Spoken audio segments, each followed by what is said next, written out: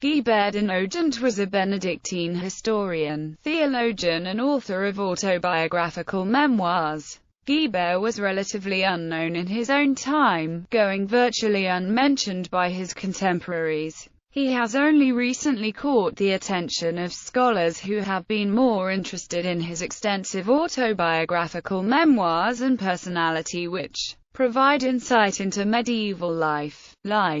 Guibert was born of parents from the minor nobility at Clermont-en-Beauvais.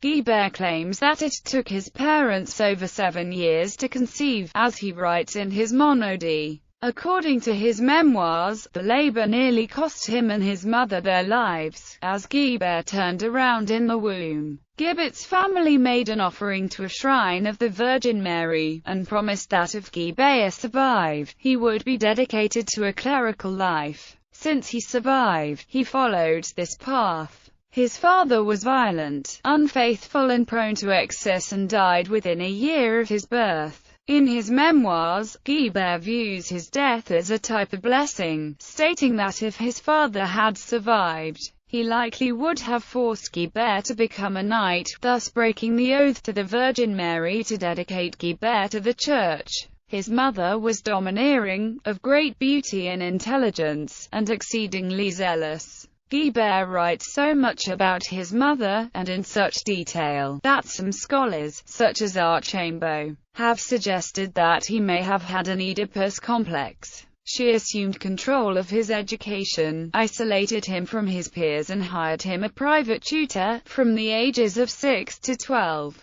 Guibert remembers the tutor as brutally exacting and incompetent. Nevertheless, Guibert and his tutor developed a strong bond. Around the age of 12, his mother retired to an abbey near Saint-Germain-des-Flies, and Guibert soon followed, entering the order at St. He later changed his focus to theology, through the influence of Anselm of Bec, who later became the Archbishop of Canterbury. In 1104, he was chosen abbot of the poor and tiny abbey of Nogent-sous-Coucy and henceforth took a more prominent part in ecclesiastical affairs, where he came into contact with bishops and court society. More importantly, it gave him time to engage in his passion for writing. His first major work of this period is his history of the First Crusade called Dei Gesta per Francos, finished in 1108 and touched up in 1121. The history is largely a paraphrase, in ornate style, of the Gesta Francorum of an anonymous Norman author. Crusade historians have traditionally not given it favorable reviews. The fact that he stays so close to Gesta Francorum, and the difficulty of his Latin, make it seem superfluous.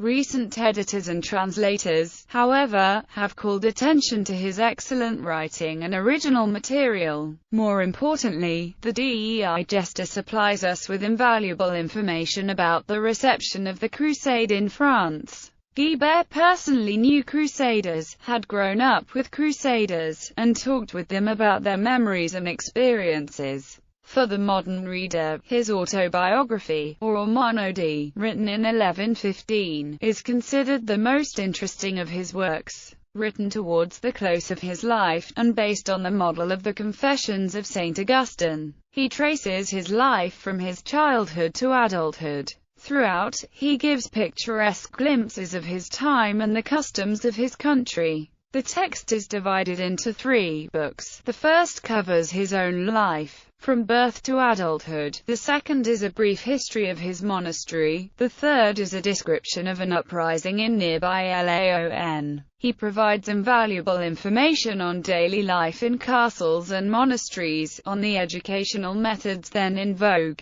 and gives insights into some of the major and minor personalities of his time. His work is colored by his passions and prejudices, which add a personal touch to the work. For example, he was quite skeptical about the propriety of Catholic relics of Jesus Christ, the Virgin Mary and numerous Catholic saints, and entertained doubts about their authenticity, noting that some shrines and pilgrimage sites made conflicting claims about which bodily remnants, clothing or other sacred objects were held at which site.